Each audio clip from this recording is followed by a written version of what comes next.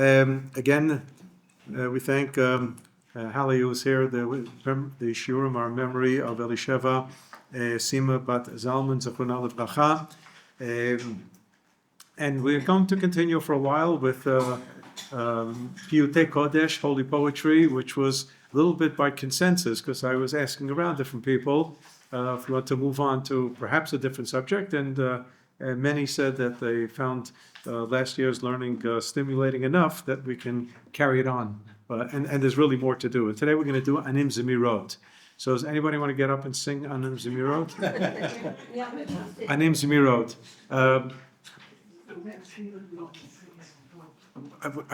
Kids sometimes start their cantorial career by singing Anim Zemirot, right? The girls do it too. Well, depends what shul and how liberal the constituents and the rabbi. But I know there's some shuls that make a little bit of a choir out of it. Make it a little bit of a choir. So you know what? Imkvai just said that. The Rav Lichtenstein Zatzal, who was on some level a liberal-minded person and very, very worldly, as much as worldly you're going to get, for sure. He spoke about ballet lessons for little girls. Now, ballet lessons for little girls is, a young 5-year-old, a 7-year-old, an 8-year-old. They learn movement and timing, and it's a good exercise. I mean, there's a lot of positive to it. There's no question about it. But Rav Aaron said, when you give somebody piano lessons at age 7, now you're not expecting that kid's going to be a Beethoven. But if he doesn't start at age 7, you're never going to realize where the talents are. So that's why it's always good to have these, what we call chugim, where the kids go, do this, do that. And maybe at age 15 or 20, that they realize that they're very talented, and some are particularly gifted. So even at age 8, 9, 10, 11, they're already moving forward with cultivating their talents. So Rav Aaron said, do we want the 5-year-old little cute young girl becoming a ballerina on stage professionally? Do we want that? And obviously he didn't have to wait for the answer. And therefore he said we have to think carefully. He didn't say it's usur. He didn't say it's prohibited. He said we have to think carefully when we do things with our kids. So, just project ahead. And what's going to be is to project ahead and see if you're not going to get into trouble when she's 14, 15, 20, and so on. And you're going to say, hey, why are my parents telling me not to do this? They sent me to ballet classes at age 5. So this, again, I'm saying this with the note of caution that Rav Lichtenstein said it. He didn't say no. He just said these are things that a person should always consider, the ramifications, the long range, and so on. Besada.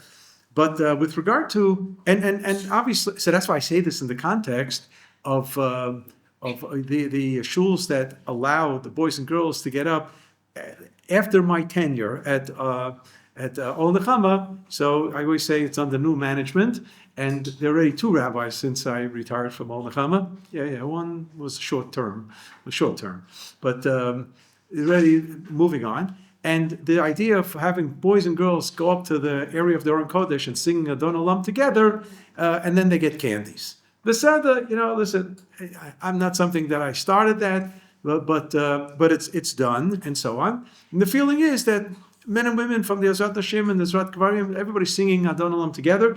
There's certainly no issue of Kol Isha when it's already a mixed bag, and that already the Psak Halacha was said by the Sridei Eish, Rav Weinberg, who was a great Rosh Hashiva and Rav in Berlin before the war, and then afterwards in Montreux in Schweiz. Every Rav will decide for himself how to handle it in the shul, but and maybe for Anim Zemirot, although there you're going to see much less of it. Though I'm not an expert in every single shul in the world how they handle it with Anim Zemirot, but I can tell you that there's quite a controversy as to whether or not Anim Zemirot should actually be said on a regular basis. The Vilna Gaon was of the opinion just on Yom Kippur, and that's it.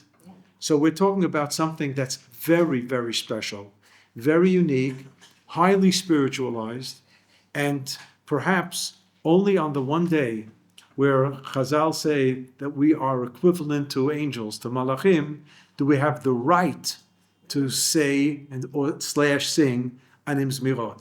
And one of the good parts of Am Yisrael is called ignorancy.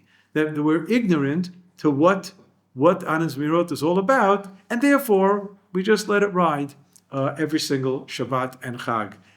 There are communities that used to say it every single day. So you now have three minhagim. Either it's once a year, just on Yom Kippur, or it's every Shabbat and Chag, because there's a special atmosphere for Shabbat and Chag that allows for a higher degree of spiritualization, or it's an everyday matter that can be said every single day. The poskim didn't talk about singing Anim Zemirot, although the word Anim Zemirot, the word Naim, Anim, the shoresh, the root is Naim, Kolo Naim, his voice was sweet. So obviously it suggests that this is something where melody accompanies the words. But the author, in a moment we'll get to who wrote this, the author didn't write music notes to the Anim Zemirot, and I'm not sure had in mind that this should be sung. But nevertheless, whether it's said or sung, we don't know of any communities today that have Anim Zemirot on a daily basis. But we do have for Shabbat and Chag, and the problem is that there's some shuls, even for a while, it was the case in Ol Nechama, and I wasn't able to change it because it was already part of the ritual there, that whenever it's a very long davening, they don't say Hana Zerirus, they skip it. And that's almost a slap in the face to Kadosh Baruch Hu. It's like, we have time for him. When davening finishes at 10:15, we start at 8:15. All right, we have time for him. But if davening's going to end at 25 to 11, we don't have time for Shira Kavod. It's a little bit insulting. But I say to be Malamed Zchut and Am Yisrael, they don't understand what it is anyway, so what's the difference? So then it's not an insult, right? Hakol lefi hamevayesh v'mitbayesh. If you don't know what it is, so it's not an insult, right? So it just becomes a matter of convenience to say it or not say it, and so on. But then, David HaMelech was called Naim Zemirot Yisrael. Yeah, if you take a look at source number 1, I think you're going to see that. You cheated? I did not. You didn't cheat. So if you look on the first page, right after the Anim Zemirot print, it says source number 1 from Shmuel Bet Perek Kav Gimel Pasuk Aleph Ve'ele Divrei David Ha'achronim. These are the last words of David. Ne'um David ben Yishai. This is now being spoken by David ben Yishai. Une'um Hagever Hukam Ol Mishichei Elohei Yisrael. Boy, David HaMelech carries a lot of titles. Une'im Zemirot Yisrael. David HaMelech, one of his nicknames descriptions is he is the sweet singer of Israel. Naim Zemirot Yisrael. And against that, the first line is Anim Zemirot. There's no question that the author lifted it out of this particular pasuk. Yes. It just seems to me that I understand ignorance and all, but the Rav's job is to teach the Kihila. Correct. Zmirot, Correct. and put a slip down. Right. So I would say the same.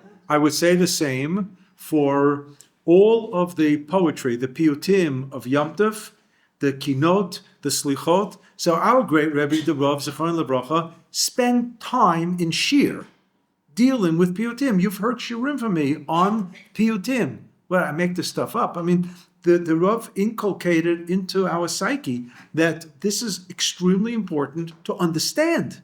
To understand it, to see the structure and to see the psukim where things come from, because the paitanim, the poets of Middle Ages, were fluent in Tanakh, and they were able to whip out fragments of a pasuk to use in the modern computer language, cut and paste, to take it out of a Tehillim and take it out of this Shmuel Bet and graft it onto a poem. They were brilliant, and they were fully equipped with all the Medrash world, the world of Midrash. And they were using Midrash, sometimes very creatively, And that's why when you have societies where people didn't study Tanakh well enough, and certainly after the Haskalah in the 18th century, the Enlightenment in Europe, where the mainstream Torah world shied away from studying Tanakh because the Reform and the Maskilim, they were doing Tanakh. We were doing Gemara. And you go to a yeshiva today, what's being studied from 4th grade on? Gemara, right? What about Tanakh?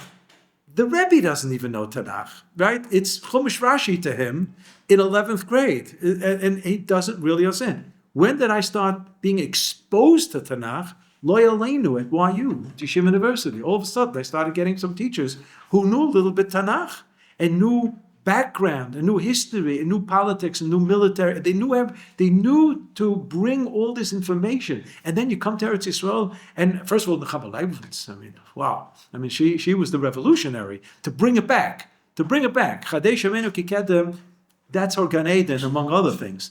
But to revitalize the learning of Tanakh. But her great students, whether it was Gabi Cohn, whether it was Haran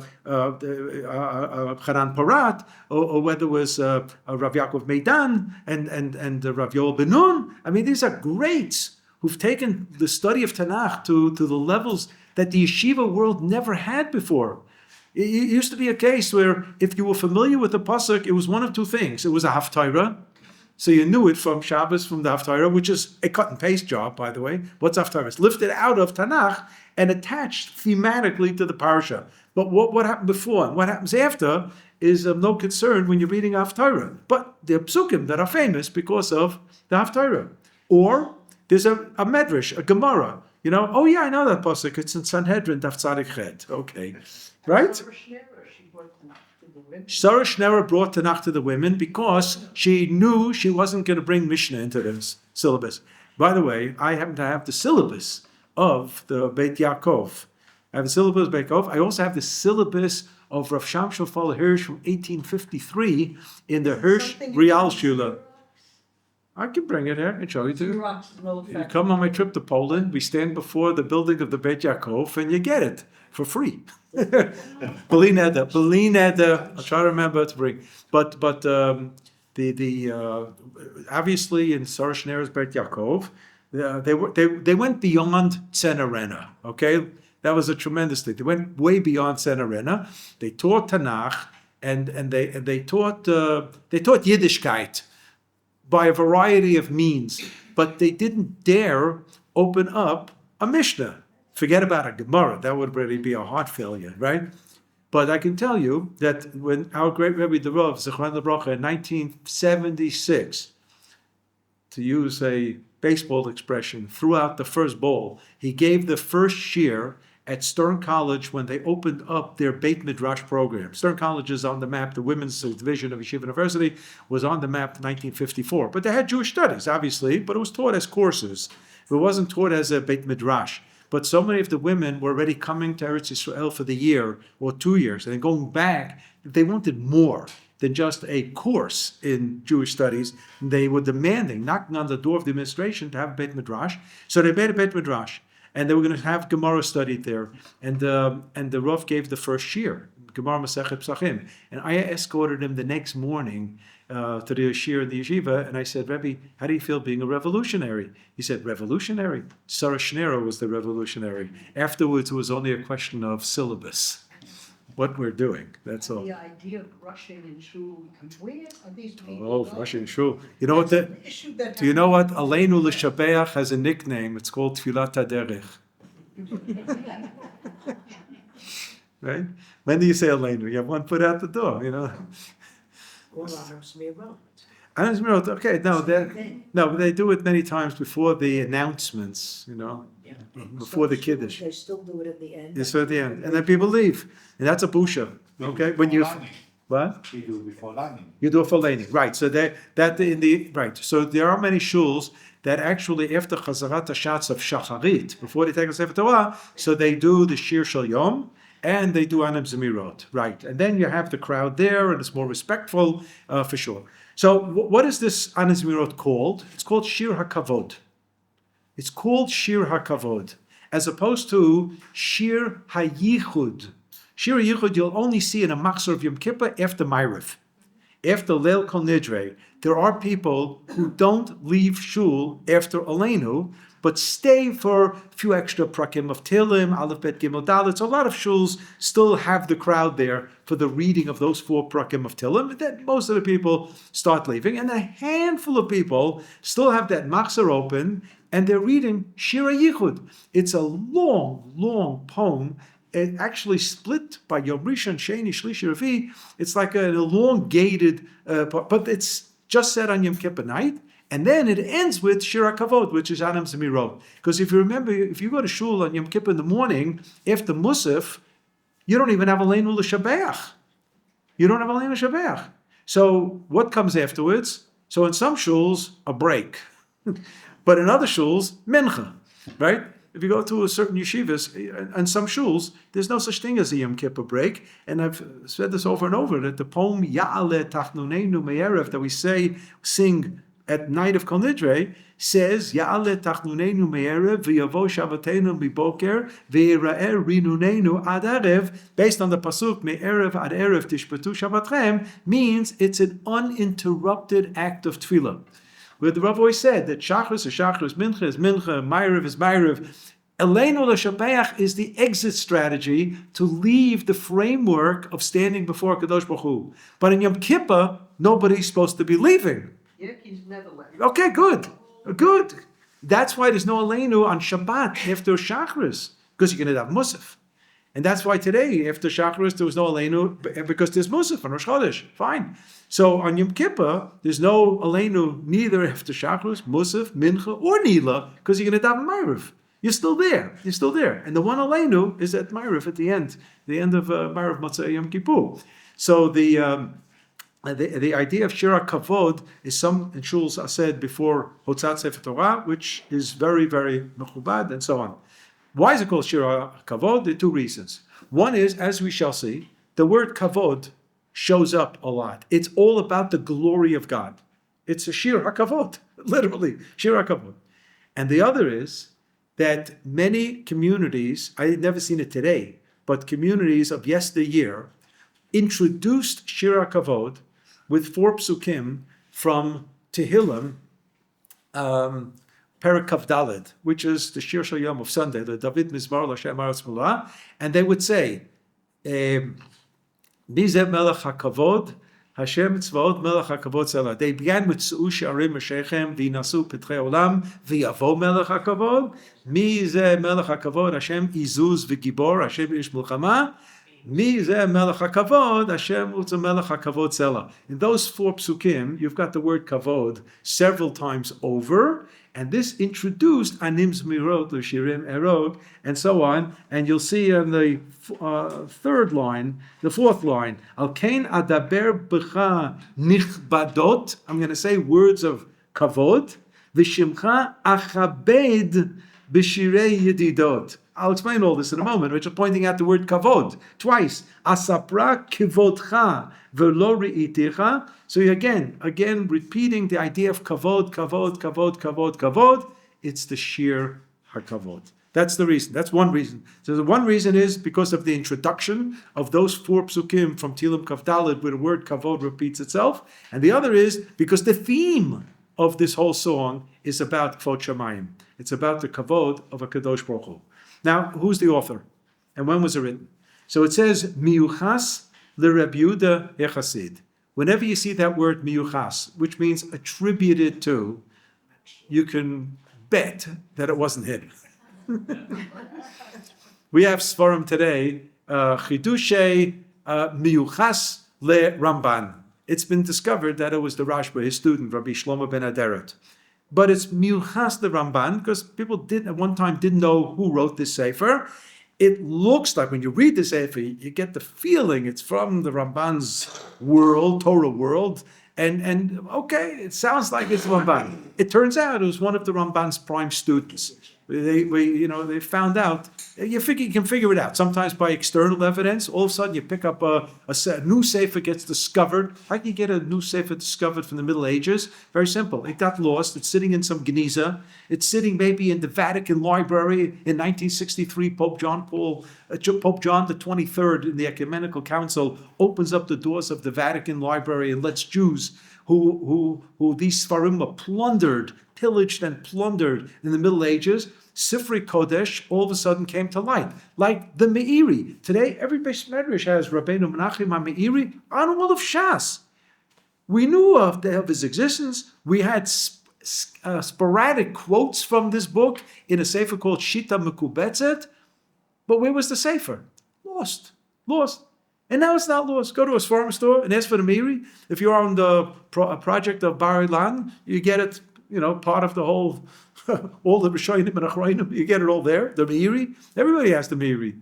But before 1963, nobody had the Meiri. 1963, how old were we in 1963? So if you were learning a Gemara in 1962, you didn't have the Meiri. And by the way, it took a few years before, after 1963, until we got all this Sfarim out in print and so on. There was a Professor Avraham Sofer, great grandson of the Chatam Sofer, and the family name was Schreiber. Sofer means a Schreiber, right? So his name was Professor Avraham Sofer. He won Pras Yisrael here in Israel many years ago. And he put out the Meiri, many of them, not all of them, but he left some room for others to do. But he also put out others for him. So Miuchas means you get a Sefer, you're not sure who it is, but it could come from this, what's called Torah framework and students and so on. Right? Miuchas. We have a lot of things that are miuchas, and then all you know is you have to start digging to who is the real author. Now, maybe Rabbi Yehuda Chassid, who's Rabbi Yehuda Chassid? Rabbi Yehuda Chassid is the beginning of the 12th century. There was a group in Ashkenaz called Hasidei Ashkenaz, not to be confused at all with the modern Hasidic movement from the Baal Shem Tov of the last 300 years. Nothing at all to do with it. Hasidei Ashkenaz was a grouping of highly spiritualized Jews who had all kinds of interesting customs. Some of them made it into mainstream, and some minhagim got lost. Okay, the Hasidei Ashkenaz, they were of the opinion that you don't marry a girl who carries the same name as your mother. Not mentioned in the Rambam, in the Shulchan Aruch, nothing. It's unheard of in the Gemara, unheard of in the Gemara. What were the Hasidei Ashkenaz worried about? They were worried about the fact, first people would thought that maybe it was a kibbud aim thing, because you know that you're not allowed to address your parents by their first name. You're not allowed to address their first name.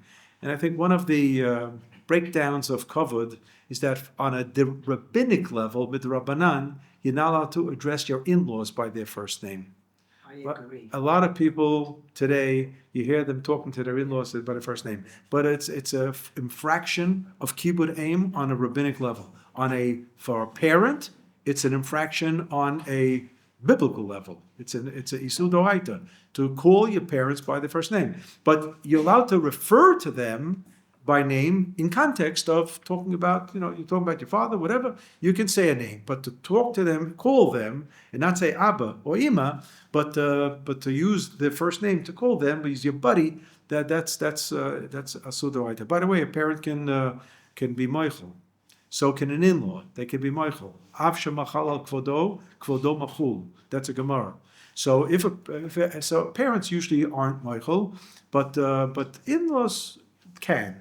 In-laws can. They can say, that's okay. You can call me by my first name, and that's almost probably we could be melamed zkud. And maybe carrying it a step further, sometimes society already kicks in the mechila. And I'm banking on something that Rav Herzog wrote, that chief rabbi, Rav Yitzchak Isaac Alevi Herzog, that today we can. There's a halacha that says that you're allowed to, in the context of a beit din, accept disqualified witnesses if both parties accept them. And there's a Mishnah. It says, Ne'eman ala Abba. Okay, your father's disqualified because he's a karov, he's a relative. But if both litigants say, you know what, I'll accept your father, or I'll accept your father, or I'll accept 3 Amaratzim, to be the judges. That's what it says, Shlosha Ro'ei Bakar, which means cowboys. Right? If you just want, cowboys to be your 3 judges, or your father, even though he's your father, I trust that he'll be objective and everything. So the Mishnah says it's okay. If the litigants accept. So Rav Herzog said that society today accepts women as witnesses in every court in the world, and therefore a woman could testify in a Beit Din. That's a major psak. A major psak, by the way. Not every Beit Din goes along with this, but I'm just saying that Rav Herzog used the concept of sometimes you don't have to ask a person. There are certain norms out there that are accepted in society, and so too. So we say in the world of in-laws to accept the mother's name, but that's not what was bothering the Hasidei Ashkenaz. It was bothering them that the young couple would many times live in the home of the parents or in-laws, and it was pitch black, and you may call Rachel, and the wrong Rachel might come, right? Vahi baboker v'hine hi Leah. So that's why they didn't want this. Now today, obviously, it's not that kids don't live by in-laws or parents, except that there are lights.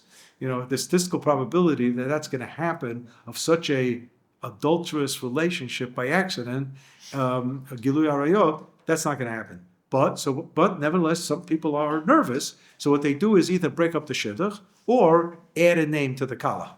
Right? They go to shul and they do a shinoi shem, and her name was Rachel, but now her name is Rachel Leah. So she's not Rachel. So they somehow wiggle out of it. I say this, Hasidei Ashkenaz, they had impact. This is something that made it in certain circles. In certain circles, it was just totally ignored. And then in the Hungarian world, by the Kitzur Shulchan Aruch of Shlomo Gansfried, he says, well, if it's for the women, it should be for the men too. So if your name is Moshe, don't marry somebody whose father, Kala's father is Moshe. I guess Rav Tendler wasn't worried about that because he's Rav Moshe Tendler, and his father-in-law was Rav Moshe Feinstein. And although his name was Moshe David Tendler, okay. But Rav Yehuda Amital's son-in-law, Rav Yehuda Gilad, apparently it wasn't an issue. And my name is Aaron Shloima, and my father-in-law was Aaron Shloima, except he was Aaron Shloima HaKoyen, right? So my wife married down. She was Bas Kohen on both sides. Both sides, right? Sometimes there's no Kohanim for duchening. I said, my wife has a lot of schiyot. She'll get up and duchen. That's right. So you have Miyuchas LeRab Yehuda Chassid. So he wrote a book called Sefer Chassidim. And it's not Chassidische stories. It's about all these highly spiritualized customs that were in vogue by this chug, this little club of Hasidei Ashkenaz. So he may have written it. The only problem is an anonymous manuscript surfaced that had Rabbi Yehuda Chassid's signature on it, and he writes that he knew the song Anim Zemirot. Now somebody who knew the song is not the author. So who might be the author? So Rabbi Yaakov Emden, who lived a little over 250 years ago, he was an unbelievable Rav in Germany, very famous Rav. He was known by his initials, Yud Ayin Bat Ben Tzaddik, Yaakov Ben Tzvi. You know who the Tzvi was, the Chacham Tzvi. He was right. So he was the Yavitz, and he was the forerunner of the Senator of New York, Jake Javits. Yeah, Jake Javits was named after him. Yaakov Yavitz, Jake Javits. The senator he had Yichus, Jacob Javits. So he was named Yaakov, Javits. The family name became Yavitz, Yaakov Ben Tzvi, and the Tzvi was the Chacham Tzvi, who became the Rav of the Sephardi community of the exiles from Spain in Amsterdam. in Holland. He was Rav in Amsterdam. That's why he's called Chacham Tzvi. But Rabbi Yaakov Emden has a siddur. We have it at home. It's called Kol Yaakov. And in the Sefer Kol Yaakov of Rabbi Yaakov Emden's explanation to davening, he writes that why does it say? Took a look at the 1, 2, 3, 4, 5, 4 lines from the bottom of but it's the letter Taf. Because we're going to see that from the 5th line, Asapra, it follows the Aleph Bet. Asapra and Biyad, Gedulatcha, it's the Aleph Bet. And it gets to the Taf of Tikar Shirat Rash Be'enecha, Kashir Yushar Al Kobanecha. So he says that Shirat Rash, who is Rash? It's Rabbeinu Shmuel. It's the father of Rabbi Yehuda Chassid. That there is a tradition that Rabbi Yehuda Chassid's father, who was known as Rabbi Shmuel HaChassid, he is the author of the Anim Zemirot. So we now have another suggestion. So it already connects the poem to Rabbi Yehuda Chassid. It now explains how Rabbi Yehuda Chassid knew about it, because his father may have been the author, and it puts it into the chug of the Chasidei Ashkenaz. And then you have a way out suggestion of Rav Tzvi Yehuda Kook. In his one of his Svarim, he writes, this is Rav Kook's son, Rav Tzvi Yehuda, he writes that Anim Zemirot was written by Shlomo ibn Gabirol. Where he gets that from, I don't know. But he's got some type of a tradition that this comes from the collection of Shlomo ibn Gabirol. So, like many other things, we're not 100% sure. So most people will attach Rabbi Yehuda Chassid's name to it, or Miyuchas le Rabbi Yehuda Chassid. Let's see, the last issue before seeing the poem is, should we allow a katan, a child, to be up there for Anim Zemirot? Here you have a scenario of the Vilna Gaon saying, don't dare sing this on a regular day, even on a Shabbat and Yom Tov, just Yom Kippur. You have to be a Malach Elokim to sing Anim Zemirot. Would the Vilna Gaon think that on Yom Kippur we're going to have a 7-year-old get up there, or a little choir of boys and girls get up there? Absolutely not. That's for sure not. But what about any particular Shabbat? Any particular Shabbat, which is what we do. And again, I'm not going to denigrate this, because I started my Shliach Tzibur career as someone who got up there and sang Anim Zemirot. And it was in my uncle's shul, Rabbi Aaron Ziegler in Borough Park. But I must say, I sang Anim Zemirot, Libby, I sang Anim Zemirot in Washington Heights already.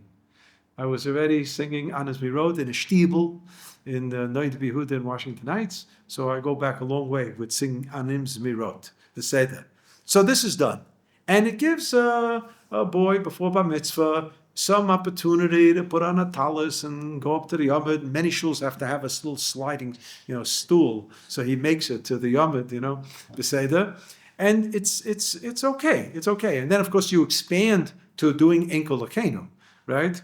And then you expand to doing Psukei de Zimra on Shabbat, because you don't need a chazan for Psukei de Zimra. You don't need it at all. Go to your local Sfaradi shul, and there is no chazan there. There's a gentleman sitting on the side saying it out loud. That's all. And he's just a pace setter. Nobody being yoitzi, moitzi, anything. And Psukei de Zimra, you're on your own.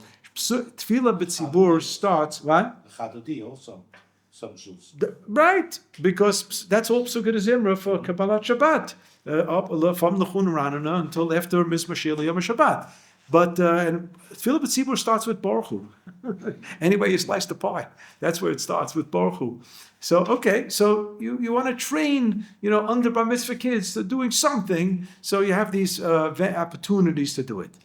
But I picked up a little sefer online called Kinyan Torah, and it was written by, did I write his name? Yeah, I wrote his name. Is Harav Avraham David Horovitz. That didn't mean much to me.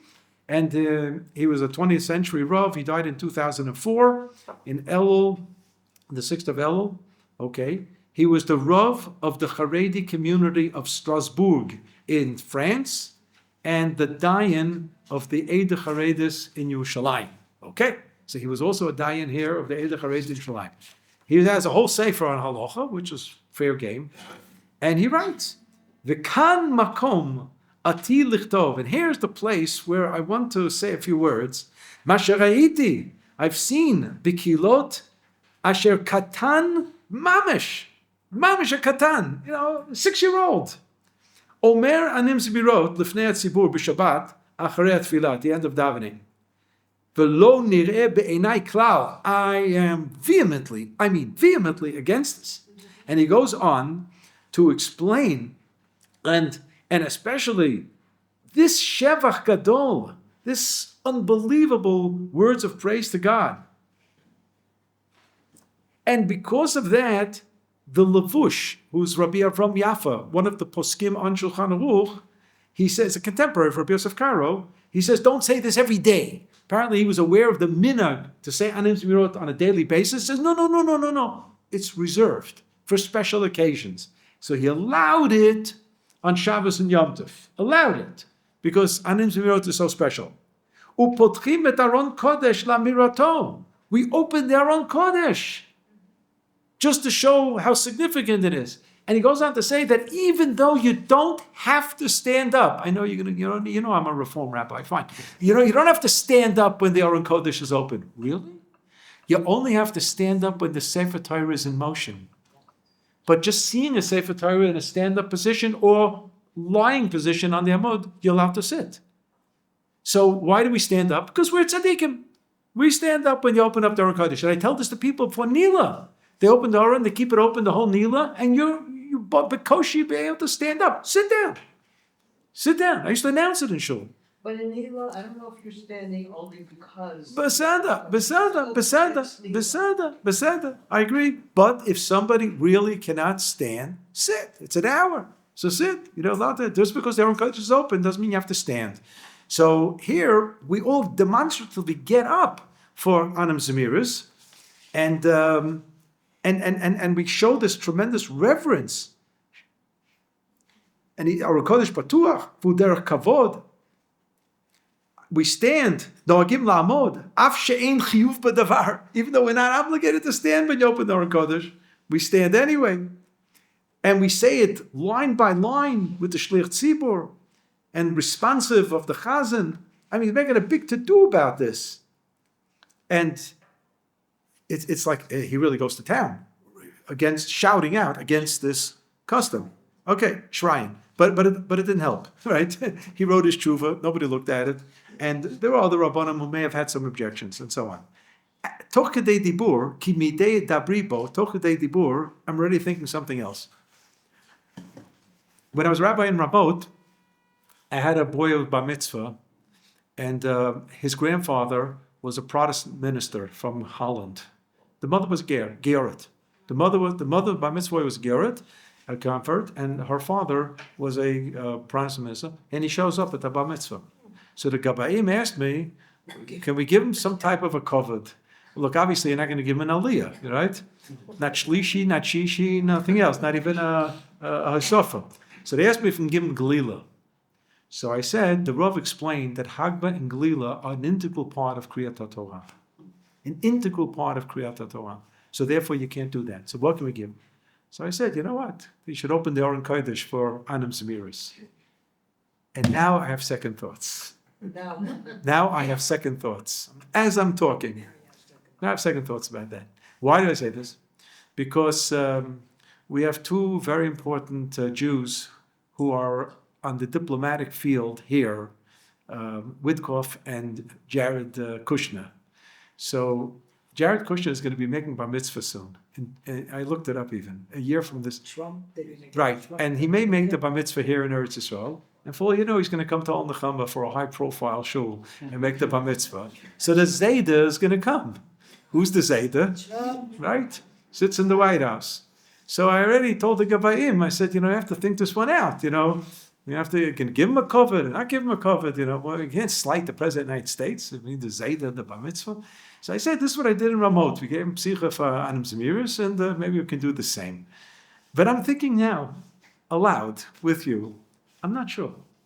Look at the poskim. If I would ask this Rav, should give Donald Trump the psicha for Aron Kodesh for Anim Zemiris, I'm sure he would blow me away, right? So I have to think this out, Well, what are we going to give him, ich weiß. Maybe to open, I can't ask him to open the bottle of wine, but to open the bottle of schnapps. Sing a doinoilem. Oh, I have to think this one clearly, because you have to do something, right? You have to do something. So, okay. He could give the sermon. You can give the what? The sermon. He'll give the sermon. That's exactly what I don't want. It'll be another stand-up. He loves You have to the time. Torah. Right. Okay. Let's see what this poem is all about. The first 4 lines are introduction, because the poem starts with Aleph, which is the 5th line, Asapra kvodcha. Anim Zemirot, Vishirim e'erog, ki elecha nafshi ta'arog. Isn't that a beautiful line? Beautiful line. What does the word ariga mean? E'erog. What does ariga mean? Weaving. What he is going to do here, he's got on the table a zillion psukim from Tanakh and a handful of midrashim, and he's going to start cutting them into bite-sized pieces, and he's going to weave them together. Weave them together. If you just take a look, without looking at any of this, so I gave out source pages. And it goes to number 40. 40 sources. But I think 36 of them are quotations from Tanakh. Because what I want to bring out is where he got the material from. And sometimes to say a word or two about the context of that particular pasuk, against the background of that particular parak, against the background of that particular sefer. Why did he take it? Sometimes it's simply, he's looking for a good word, and it's Tanakhic, and he will take it out of context. I have just a question. Yes. About the silly question. Why is rogue spelled once with an aleph, once with an ayin? Because the word, ta'arog, because it's 2 different words. It's 2 different words. One is ariga with an aleph, and what is aleph resh gimel is I will. The aleph is I will. Anaseh. So it's ariga. But the second aleph. The second, The second aleph, rogue. the word is ariga. It's the shoresh. It's It's to weave. to weave. So it's arog. Rogue. No, ta'arog is something else. What is it? It means something else. We didn't get to it. Oh, I'm sorry. Yeah. Take a look at source number 2. What does it say, source number 2? Ke'ayal ta'arog, with an ayin, alafike mayim, kain nafshi ta'arog elecha elokim. What does that mean? From Tilim, Perik, Mem, Bet. Ke'ayal, as the ayal is a deer, right? Reindeer. Yeah, rain. I think it's I think here it's a deer. Is by the afike mayim. Afike mayim means the water source, right? There's a afik. He sees, and you can see he's already longing. Water. Let's get to it fast, and so on. That kind of longing for a Kadosh Baruch Hu, says David HaMelech, Kain nafshi tarog elecha elukim. Kadosh Baruch Hu, I am longing to be close to you. I'm trying to meet up with you. Where are you? I'm trying to meet up. So this is ki elecha nafshi ta'arog. So he says, first I'm telling you, I'm going to be singing a sweet song in the language of Ne'im Zemirot Yisrael, of David HaMelech. Because Shirei David HaMelech are all songs of trying to meet up with a Kadosh Baruch Hu. And there are different backgrounds to every chapter of Tehillim. What prompted him to say what he says in a particular parak? That's why the study of Tehillim is not easy. So first the words are difficult, it's fine. So today you get a translation and so on, get a commentary and so on. Except that you have to be well aware of Shmuel Aleph and Shmuel Bet, the history of David HaMelech, as he writes the Tehillim. There are things in Tehillim that are copied out of Shmuel. Copied. There's the Haftarah that we read for Hazino, Shirat David, is a whole parak in Tehillim as well, right? And one of them, it ends with Magdal Yeshuot Malko V'Sachet Yeshuot. One it says Migdal Yeshuot Malko V'Sachet. And then came the whole Maisa in the Ben Shalach that on Shabbat we say Migdal, where it actually said Bet Shin Bet. B'Shmuel Bet, it was Migdal. but in Tillim it's Magdil. That's all it was. The printer just wanted to show that there's a different version, another word, a different girsa of this pasuk found in Shmuel Bet. So then somebody saw a Bet, Shin Bet. That means B'Shabbos. B'Shabbos, it's also Yom Tov, it's also Yom Ha'atzmaut, and so on. Migdal Yeshuot Malko. But one place it's Magdal Yeshuot Malko, and one place Migdal. So there's slight changes, but it's fundamentally the same song that you have for the Haftarah for Parshat Hazinim. That's why I know it, because it's Haftarah, right? I never would have known it from Shmuel Bet, right? So then he says, Shirim Erog, I'm going to weave this poem. Why? What am I going to be doing? Ki doesn't mean because. The word ki in Tanakh has 4 explanations. Okay? And im and ki, they come in different flavors. And here it means because ki elecha, what I'm going to do, what I'm planning to do here is I'm longing for God's presence and so on. So here perhaps ki does mean ki because and that's why I'm writing this song, I'm explaining to you why I'm writing this. Because I'm longing for closeness to Kadosh Baruch Hu. Nafshi chomda b'tzel yadecha. For what does chemed mean? Also, desiring, lusting even. I want to be in the shadow of your hand. Your hand, as we will see, you can never grasp. God's hand cannot be grasped. God doesn't even have a hand. So at best, b'tzel yadecha. I should just be in your shadow, And what legitimizes this? If not, B'Tselem Elokim. Kadosh Baruch Hu creates man. It's translated in the image of God. I think that's how King James Version has it, in the image of God. But that's not what it is. It's the shadow of God. And the one who, what? No, I actually thought it was about Moshe, who only saw the back of. We're going to get to that. We're going to get to that, what that means. He talks about it, the Kesher Shel Tefillin, right? That's further down the road. Of course he talks about that. But if you go back to Breshit, it's not a long time ago. We learned it just on Shabbat, right? Per Shabbat. So, and we also read it on Simchat Torah. Anybody who was Chatan Breshit, I was, it was part of Simchat Torah. Vayivra Elokim et Adam betzalmo, betzelem Elokim bara oto, zecha unkeva bara otam. So the Rambam in the first book of Moreh Nevuchim, the Guide to the Perplex, spends a few chapters on what tzel means. What does it mean, shadow? What does it mean, the shadow of God? So he tries to explain to us that it's analogous to a shadow. Analogous to a shadow. Just like a shadow from light. So there's something blocking the light source, and what's projected on the ground then is just the outer shape of what's blocking. So if you put up 5 fingers and you have a light source, and now you look on the floor, you see 5 fingers. But it's not 5 fingers. There's no skin, there's no bone, there's no nerve. There's nothing there. What is it? It's the outer shape only. There's no blood vessels. So how much of the 5 fingers are now on the floor? Very little. Very little. Something about the outer shape. That's all you have. Tzelem Elokim means, so what do we know about HaKadosh Baruch Hu? Nothing more than the shadow. Nothing more. Something. And the question is going to be, what is that something? And the author is going to try to say a few words about the shadow. And he's saying he wants to be B'tzel Yadecha. So Kadosh Baruch Hu, Yad Chazaka, and Kadosh Baruch Hu is Zroa Netuya, stretched out arm. Kadosh Baruch Hu is Etzber Elokim. What does that mean? So the Rambam in the Moreh Nevuchim goes on to explain all of these expressions. And then the Rambam says in his Mishneh Torah that if anybody dares to suggest that they are corporeal, that means human figure associated with God, it's just that he's just much larger than us, and therefore we don't see it because it's so large. Rambam says you're an apikairos. You're ein lechelik lo'olam haba, right?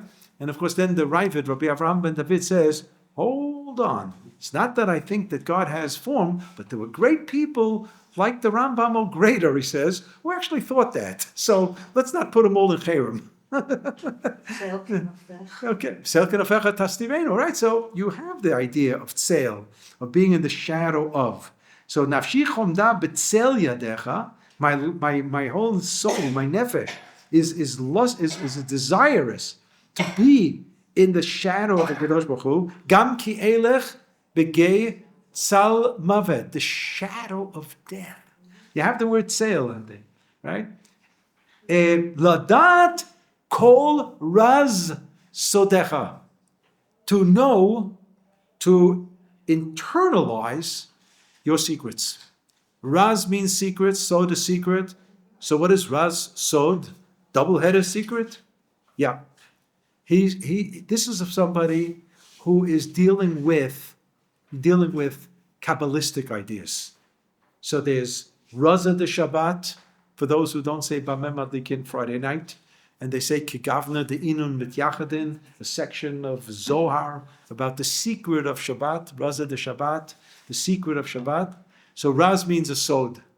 Okay, so what means sod? So you're saying Raz Sodecha, you're saying the secret of the secret. Right. The secret of the secret. People have secrets. Human beings have secrets. But about a Kadosh Baruch Hu, it's a secret of a secret. It's a compound secret. Kol Raz Sodecha. Midei dabri bichvodecha. Remember the pasuk in Yirmiyahu? I actually used it a few minutes ago in my own context there. Midei dabri ba zachor eskerenu. Right? We say it in Musaf on Rosh Hashanah, in Zichronot. Right? From Midei dabri bo zachor eskerenu bo. The idea of Midei dabri bo, now that I'm on the subject, so let's say something. So he's saying, Midei dabri bichvodecha, if I'm already going to be talking about your kavod, homel libi el dodecha. Homel libi is another expression of emotional connection. Dodecha, this is straight out of Shir HaShirim. The Dod and the Ra'aya, the Dod is a Kadosh Baruch Hu. The Ra'aya is Am Yisrael. So you see where he's coming from. He's got Shir HaShirim opened. Al kain adaber bichan nichbadot. I'm going to be speaking the language that will spell out the glory of God.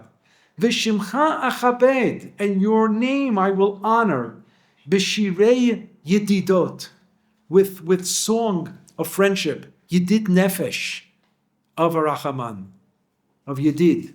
We look at source number 3. That's from Tillim, Pei Zayin. Nichbadot midubar bach. The idea that you can speak about a Kadosh Baruch Hu, nichbadot, words of praise. So he takes this a little bit out of context, and he uses it in this 4th line. So here we have the introduction. So we know what he's going to do. It's Shir HaKavod, indeed. And now it starts with the Aleph, Asabra, line 5. Asabra kvodcha velo re'iticha. I'm going to say something. I'm going to tell you the story of your kavod. I want to be l'saper sipur. I want to tell the story of your glory. There's only one problem. I can't see you. And if I can't see you, how in the world am I going to describe you? When you talk about somebody, so there are different dimensions of how you want to talk about somebody. You talk about how it looks, how tall the person is, you want identification, hair color, right? It's like we have on my refrigerator, I have 3 different hairstyles, unparted, parted, and departed. Right? So you have different things, eye color, and so on. You have talents. You can measure intelligence on some level. There are different ways of describing things. If it's just an inanimate object, a rock, so describe it. You can describe it in simply its outer looks. It's big, it's small, it's got some tint to it. Or you're a geologist, you get down to further, deeper explanation of what it's all about, this rock. It comes from this area of the world, of the globe, and that area, and so on. You're going to talk about a Kadosh Baruch Hu, you can't see him. So you're already at a serious disadvantage, because you don't even know where to begin. How do you begin talking about a Kadosh Baruch Hu? Adamcha achancha. Let's say the shoresh to understand these two words. Dimui. What does the word dimui mean? Imagination. We're going to imagine something. And kinui. Kinui means, we use it today, a person that has a kinui, a nickname, a substitute. In other words, I'm telling you that whatever I'm going to say, it's not the real thing. It's not the real thing. I'm only going to be able to use words that I can use. Or, to paraphrase, to even quote what Chazal say about why the Torah uses images, human images about a Kadosh Baruch Hu, Dibra Torah keleshon b'nei Adam. The language of the Torah is to make it humanly friendly. Friendly for the reader, so that we should be able to continue. Does that mean a Kadosh Baruch Hu has charon af, anger, like human beings get angry? No. But we know what it means for human beings to get angry. You get an idea that Kadosh Baruch Hu is not particularly happy with us, right? You get an idea that if it says he's charon af, he's not enjoying. He doesn't have nachas with what we're doing. Fine. And if you say that a Kadosh Baruch Hu is extending his yad chazakah and zra netuyah, and you see what happens to the Mitzrayim, the Egyptians in Mitzrayim, you get the idea that Kadosh Baruch Hu is pretty powerful. Not just pretty powerful, like kind of all-powerful, and so on. But he doesn't have a hand, doesn't have a stretched out arm. And what is the difference between the Yad Chazakah and the Zroa Netuyah? What's the difference? After two images? Because the Torah is teaching us two things. They like the words to use the word smite. I never used it in English. Smite. Smote? Do you say it in English? Smote? You could say that? Okay. In our growing up days, he smashed the Egyptians, right? That's for sure. But what was this Rona Tuyah? He took OUisrael on his outstretched arm. He collected us. What do you do with your arm? You collect it. It was a sense of protection and closeness. That's the Zroa Netuyah. So not only did a Kadosh Baruch Hu knock out the Egyptians, but he gathered us and gave us that protection.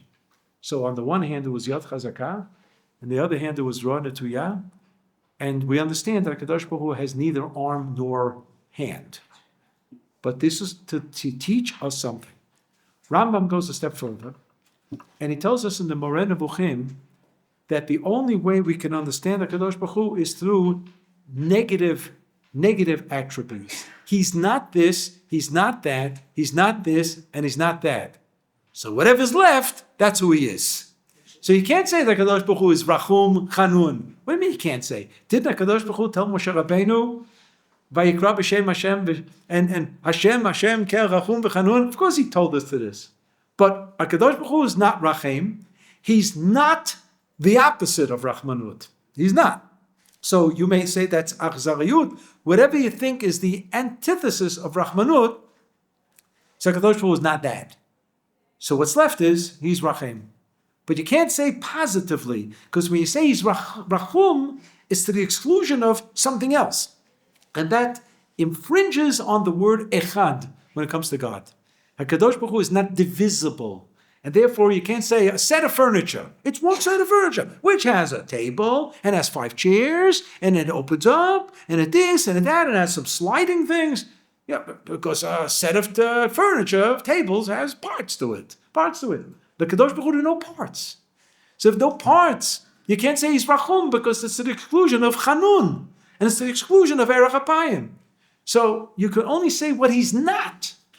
And what's left is Rachum, Chanun, Erech Apayim, Rav Chesed, Ve'emet, and so on. Rambam makes a big to-do about this so that we don't fall into the trap of divisibility of HaKadosh Baruch Hu. So here, he says, as HaKadosh Baruch Hu is not visible, but we're going to use dimui and kinui, imaginative phrases, substitutes, nicknames, and so on. And we're going to do our best. We're going to do our best to try to understand something about HaKadosh Baruch Hu. Velo yidaticha. We're never going to be able to know him finally. because it was Moshe Rabbeinu who actually requests that. Har'eni na et kvodecha.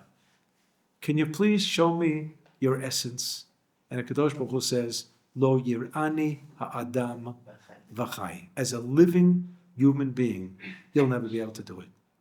You're going to be very close, closer, he tells Moshe, closer than anybody else in the world, before and after. But you'll never get it. You'll never get it. And we're going to stop at this point, like in the middle of and say, come back next week. Come back next week. Right. So I'm going to suggest you surrender your pages for today, unless you, mamish, are aware, because I don't have that many extra pages here, and I told them to make enough pages for 2 weeks. So we're going to go back to this. We're going to try to finish it next week. We'll try to finish it next week.